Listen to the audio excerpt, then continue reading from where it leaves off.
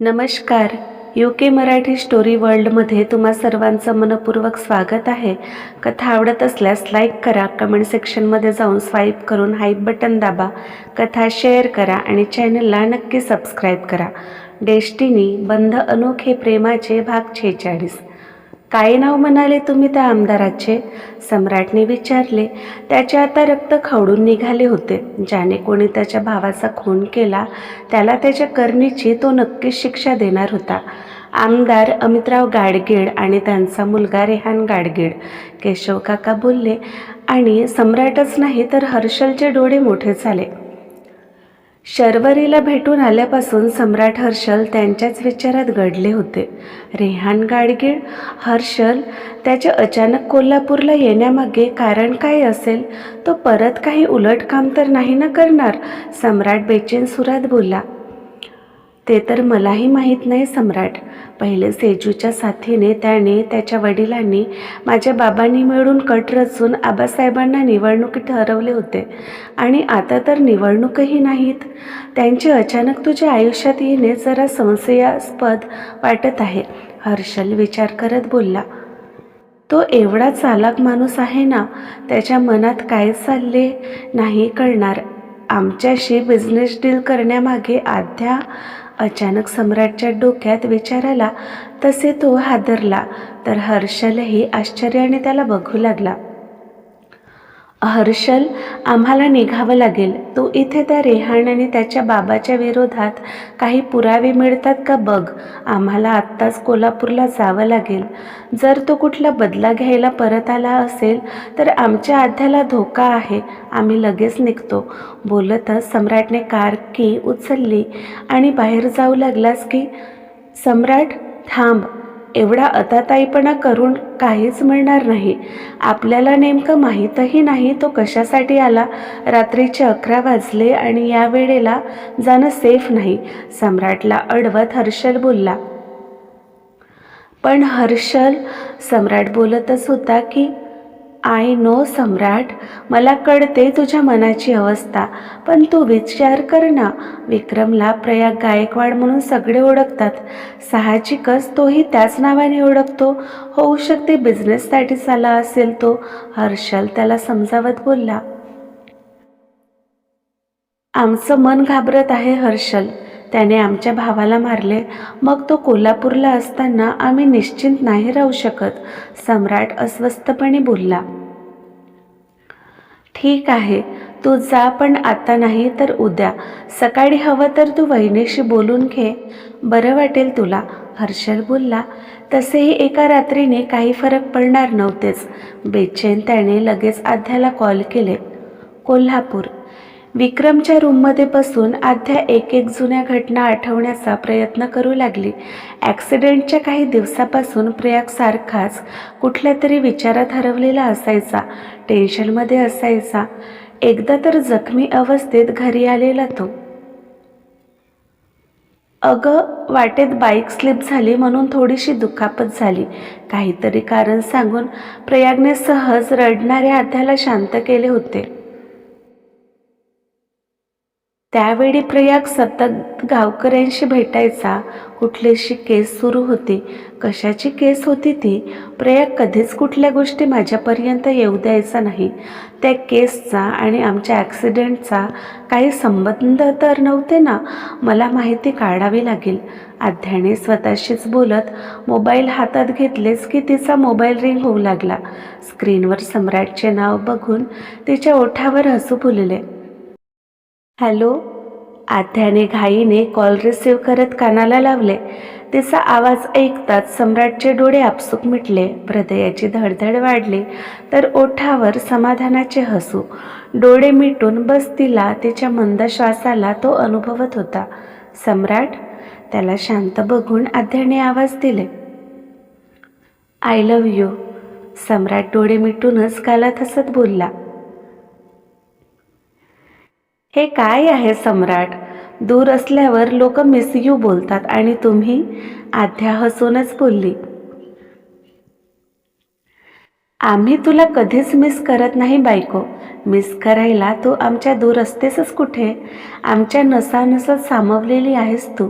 आमचे प्रत्येक हार्टबीट, आमच्या रक्ताच्या प्रत्येक थेंबात, आमच्या श्वासात, आमच्या डोक्यात, मनात, सगळीकडे फक्त तूच आहेस. आमचे शरीर आमचे आहे, पण त्याच्या कणाकणावर राज्य मात्र तुझे. सम्राट गालात हसत बोलला. यावर आध्या मात्र खडखडून हसली. तुम्ही पण ना सम्राट, किती चिजी बोलायला लागले तुम्ही.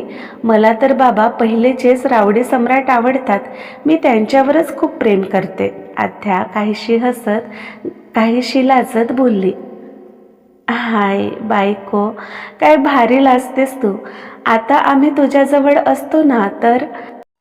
सम्राट पुढे बोलतच होता की आध्याने अडवले. पुरे.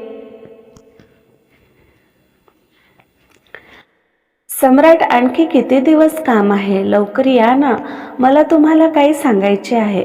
अचानक आध्या सिरियस झाली आणि सम्राटच्या हृदयाचा ठोकाच चुकला. उगच हृदय भीतीने कापू लागले. काही प्रॉब्लेम झाले का आध्या, त्याने जरा घाबरत विचारले.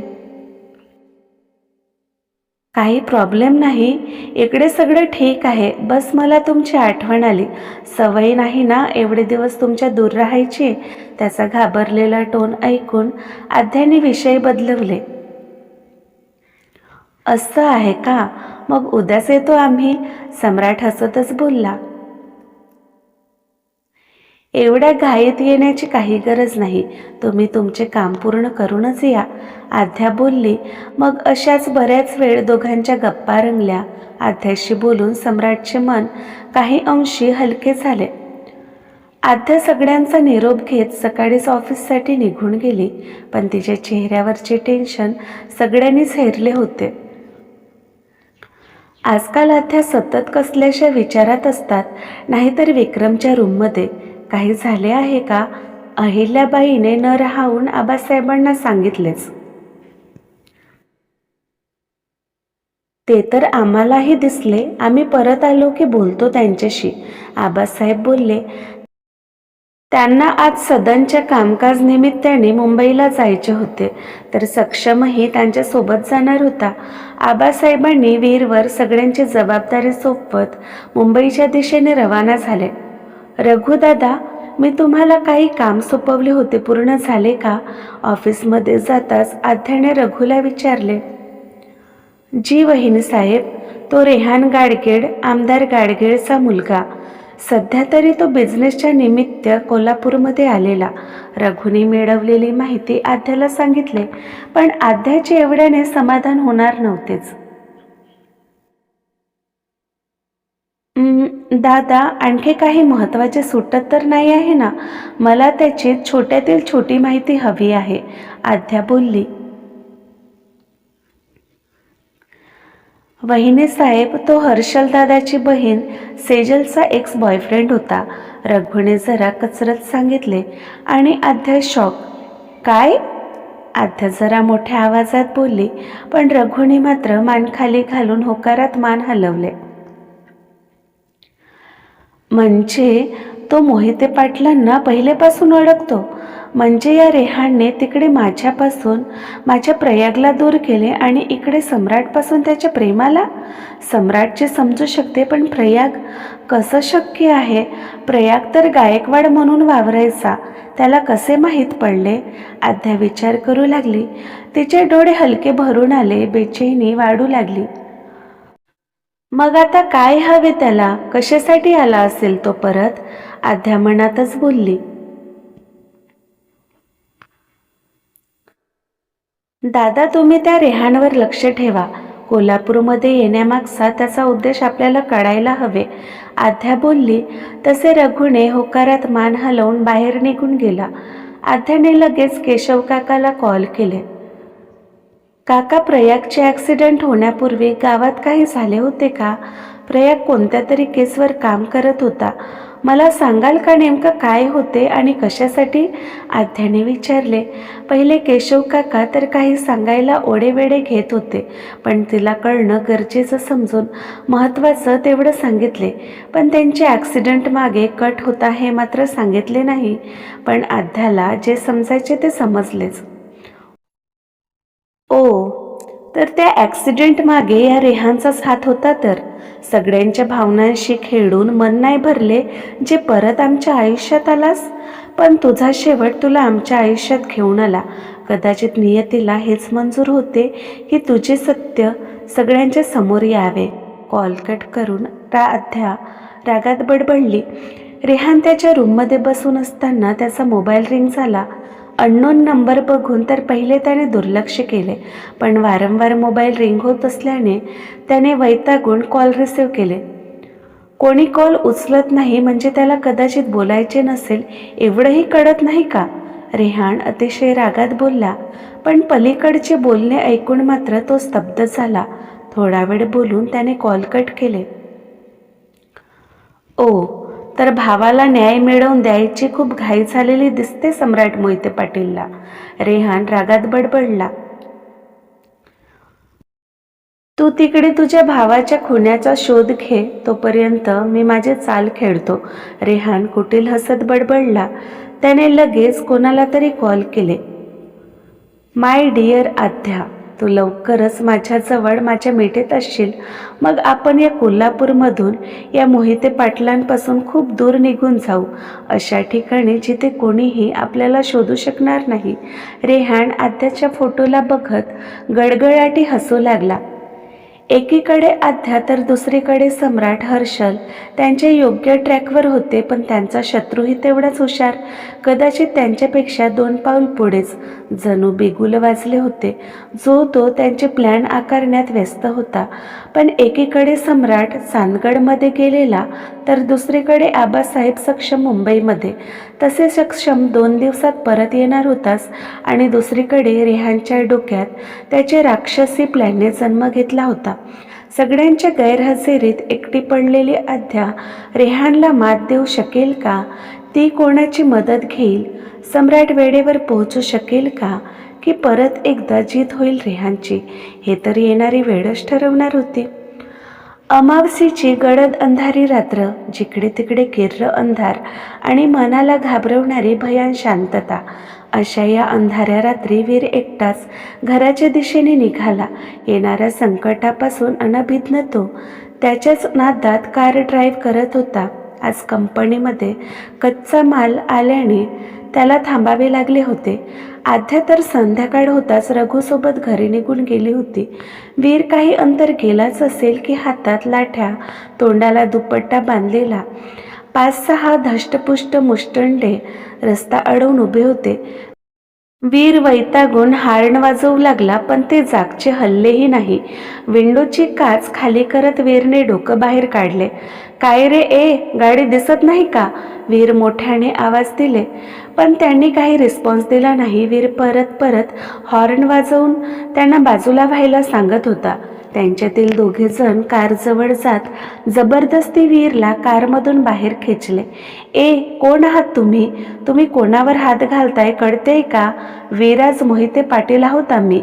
वीर दोघांना धक्का देत चिडून बोलला. तू कोणीही का असेना, तुला उठवायची आम्हाला तशी ऑर्डर आहे. सगळ्यांनी मिळून वीरला घेरले आणि वीर काय ते समजून गेला. अच्छा, तर तुम्ही असे नाही ऐकणार. बोलतच वीरने एकेकाला मारायला सुरुवात केली. वीरही त्याच्या भाईसारखाच रावडी होता, मार्शल आर्टमध्ये मास्टर. तर समोरची गुंडही काही लेचीपेची नव्हती. तेही वीरच्या प्रत्येक वारावर प्रतिवार करत होते. बराच वेळ त्यांच्यात फायटिंग सुरू होती. आता हळूहळू वीरची शक्ती कमी होऊ लागली. ते गुंडही काहीसे थकलेलेच दिसत होते, पण ते 6 आणि वीर एकटाच, तरीही त्यांना पुरून उरत होता. वीरने त्याची स्पेशल मूव्ह घेत सगळ्या गुंडांना जमीनदोस्त केले. या मारपीटमध्ये वीरही बराच जखमी झालेला. सगळ्यावर तुच्छ कटाक्ष टाकून हेलकावे खात वीर कारच्या दिशेने निघाला. दरवाजा उघडून तो आत बसणारच की एका गुंडाने मागून येत वीरच्या डोक्यावर लाठी मारली. वीर डोक्याला हात लावून त्या गुंडाला रागाने बघू लागला. तो पलटवार करणार त्याआधीच सगळ्या गुंडांनी त्यांना घेरले आणि जखमी तो काहीच करू शकला नाही. तोल जाऊन वीर खाली पडला. गुंडांनी वीरला उचलून त्यांच्या व्हॅनमध्ये टाकले आणि भरधाव वेगाने ते निघून गेले. सकाळी ऑफिससाठी म्हणून आधी आवरूनच खाली आली तर हॉलमध्ये अहिल्याबाई, जानकीबाई, स्वरा सगळे कसल्याशा टेन्शनमध्ये दिसत होते. काही प्रॉब्लेम आहे का? आध्याने सगळ्यांकडे नजर फिरवत विचारले. भाभी, वीरभाई घरी नाही आहेत, स्वरा बोलली. ऑफिसमध्ये गेले असतील. कालच माल आला ना, तर त्यांना भरपूर काम आहेत, आध्या रिलॅक्स होत बोलली. वीर कालपासून घरी आलेच नाही आध्या. जानकीबाईचा कातर स्वर कानावर पडला तसे आध्याने चमकून त्यांना पाहिले. आले नाही म्हणजे कसं शक्य आहे? काम झाले की निघतो बोलले होते. त्यांना थोडा उशीर होणार होता, आध्या बोलली. तीच चिंता आम्हालाही वाटत आहे. कामाच्या निमित्त उशिरा येणं ठीक आहे, पण घरी आलेच नाही ते पहिल्यांदाच झाले. आध्या, तुम्ही कंपनीमध्ये चौकशी करून बघा, अहिल्याबाई बोलल्या. तसे आध्याने तिच्या पर्समधील मोबाईल काढून पहिले. वीरला कॉल लावले. रिंग जात होती पण त्याने कॉल रिसीव्ह केला नाही. तर एका बंद रूममध्ये रेहान एका खुर्चीवर बसून एकटक रिंग होणाऱ्या मोबाईलकडे बघत होता. तर कधी खुर्चीवर बांधून असलेल्या बेशुद्ध असलेल्या वीरकडे बघत होता. माय डिअर आध्या, तुझ्या डोळ्यात एवढीच बेचैनी माझ्यासाठी बघायला आवडेल. तुझा एकमात्र सपोर्ट सिस्टम तर माझ्या ताब्यात आहे. सम्राट चांदगड तर आबासाहेब सक्षम मुंबई, आणि ते एवढ्यात तरी कोल्हापूरला येणार नाही याची चांगलीच सोय केली आहे. बघतोस मी तू एकटी काय करणार आहेस. मोबाईल हातात घेत एकटक फ्लॅश होणाऱ्या आध्याच्या नंबरकडे बघत कुटील हसत तो बोलला. काय झाले आध्या, काही कळलं का? जानकीबाईने बेचैन होत विचारले. आई, तुम्ही काळजी करू नका, वीर कामात असतील, मी कंपनीमध्ये कॉल करते, बोलून आध्याने कंपनीच्या नंबरवर कॉल केला. वीर तिकडे आहेत का? समोरून कॉल रिसीव्ह झाले तसे आध्याने विचारले, पण समोरचे बोलणे ऐकून मात्र तिच्या चेहऱ्यावरचा रंगच उडाला. कंपनीमध्ये आहेत का वीर? त्याने कॉल कट करताच जानकीबाईने विचारले. हो आई, वीर ऑफिसमध्येच आहेत. काल रात्री बराच उशीर झाला म्हणून ते येऊ शकले नाही. सगळ्यांना काळजीत बघून आध्याने जरा थाप मारली, पण तिलाही टेन्शन आले. जर वीर ऑफिसमधून रात्रीच निघाला तर कुठे गेला असेल?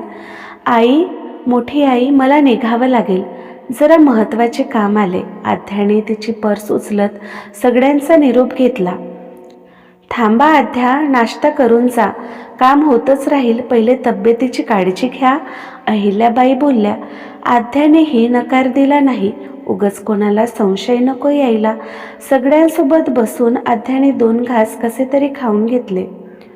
रघुदादा, काल वीर घरी आले नाही, कुठे गेले असतील, काही अंदाज?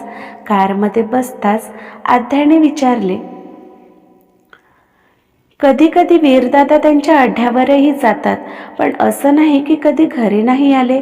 मी जाऊन बघतो तिथे, कार ड्राईव्ह करत रघु बोलला. तसे आध्याने होकारात मान हलवली. आध्या तिच्याच विचारात हरवली होती की रघुचा आश्चर्याने भरलेला आवाज त्याच्या कानावर पडला. वहिनीसाहेब, वीरदादाची कार. रस्त्याच्या कडेला कार थांबवत रघु बोलला. तशी आध्याची नजर रस्त्यावर उभ्या कारकडे गेली. ती लगेच कारमधून उतरली. अजूनही कारचा दरवाजा उघडाच होता. तिने आत डोकावून पाहिले तर वीरची लॅपटॉप बॅग पॅसेंजर सीटवर होती. तिने चौफेर पाहिले तर वीरचा वॉलेट खाली पडलेला दिसला. तिने ते लगेच उचलून घेतले. रघुदादा, हे बघा वीरचा पॉकेट. नक्कीच वीर घरी येत असताना त्यांच्यासोबत काही घडले, आद्या घाबरून बोलली. रघुनेही चौफेर नजर टाकली. एका ठिकाणी तुटलेल्या लाठीचे तुकडे दिसले, तर कुठे रक्ताचे ठसे, कुठे फाटलेल्या कपड्याचे तुकडे, आणि रघु घाबरला. वहिनीसाहेब, तुम्ही ऑफिसमध्ये चला, मी अड्ड्यावर जाऊन बघतो. वीरदादा खूप स्ट्रॉंग आहेत, त्यांना काही होणार नाही, रघु तिला समजावत बोलला. इथली परिस्थिती बघता माझ्या सगळं लक्षात आले दादा. नक्कीच वीर कुठल्या तरी संकटात आहेत. कदाचित रेहान. दादा, तुम्ही रेहानवर लक्ष ठेवायला तुमची माणसं पाठवली होती. त्यांच्याकडून माहिती मिळवा. तो आता कुठे आहे आणि वीर त्यांच्या ताब्यात आहे का? आद्या पहिले तर घाबरली, पण तिला कदाचित हे अपेक्षित होते. रेहान कुठले तरी प्लॅन करत आहे माहीत होते, पण त्यामागचा उद्देश अजून तिला कळला नव्हता. रघुने पहिले आद्याला ऑफिसमध्ये पोहोचवले आणि बाहेर येत त्याने त्याच्या माणसाला कॉल केला. आद्या खुर्चीला रेलून बसत डोकं मागे टेकून डोळे मिटून बसून होती. सध्याच्या परिस्थितीत मोहिते पाटीलच्या वाड्यात बायकाच होत्या, त्यातही सगळ्या घरापुरत्या मर्यादित. बाहेरच्या जगाशी त्यांचा संबंधच नाही. रघुनाथरावही कामानिमित्त बाहेरगावी गेलेले. घरात गडी माणसं होती, सम्राटचीही माणसं होती आणि सगळ्यात विश्वासू रघु होता. आणि नेमकं अशाच वेळी रेहानने त्याचे प्लॅन आखले होते. फक्त एकदा कळू दे, वीर तुझ्या ताब्यात आहेत, पण सुखरूप आहेत. आणि तुझा उद्देश मग बघ ही आद्या सम्राट मोहिते पाटील काय करते. आद्या मनातच बडबडली. भानावर येत तिने सम्राटला कॉल केले. तुम्ही आज येणार होतात ना? आद्याने नॉर्मल टोनमध्ये विचारले. सॉरी बायको, आम्ही निघालोच होतो, पण वाटेत एक स्त्री आमच्या कारसमोर आल्या. आम्ही त्यांनाच घेऊन हॉस्पिटलमध्ये आलो. त्या ठीक आहेत कळले की आम्ही लगेच तिकडे यायला निघतो. बरं, तुम्ही सगळे ठीक आहात ना? काही प्रॉब्लेम तर नाही? सम्राटने काळजीने विचारले. आम्ही सगळे ठीक आहोत सम्राट, इकडेची काळजी करू नका आणि लवकर या, वाट बघते मी, आद्या बोलली. हलकेच तिचे डोळे पाणावले, कंठ दाटून आला, पण सध्या हिंमत हरून चालणार नव्हते. थोडा वेळ बोलून तिने कॉल कट केला. वहिनी साहेब, आद्याने नुकतेच कॉल कट केलेच होते की रघु घाईने आत आला. बोला ना दादा. आद्या सावरून बसली. हृदय उगच भीतीने धडधड करायला लागले. बस वीर सुखरूप असू दे याची देवाला प्रार्थना करू लागली. तुमचा संशय खरा ठरला. त्या रेहाननेच वीरदादाला किडनॅप केले, रघु बोलला. रघु एकटक तिला बघत होता. ती काही बोलेल, काही रिॲक्ट करेल वाटलेले, पण नाही. ती शांतपणे काहीतरी विचार करत होती. रघुदादा, तुम्ही एक काम करा. त्या रेहानची सगळी माहिती, म्हणजे तो काय करतो, कुठे जातो, त्याला भेटायला कोण येतो किंवा या काही दिवसात कोण कोण आले, A to Z माहिती मिळवा. मग मी सांगते पुढे काय करायचं ते. आणि हो, सम्राटला यातलं काहीच कळू देऊ नका. ते सध्या टेन्शनमध्ये आहेत. जे काही करायचे ते आपल्यालाच करावं लागेल. आद्याने रघुला सूचना दिली तसे रघु बाहेर निघून गेला. तिने लगेच दुसरा नंबर डायल केला. थोडा वेळ बोलून तिने कॉल कट केले. डोळ्यात काहीसा राग, डोक्यात प्लॅन तर मनात निर्धार. कुठल्याही परिस्थितीत तिला रेहानला मात द्यायचेच होते. शतरंजचा डावपेच सुरू झालेला. रेहानने त्याची चाल खेळली होती तर आद्या तिची चाल खेळण्याच्या तयारीत होती. हळूहळू खेळ रंगात येणार होता.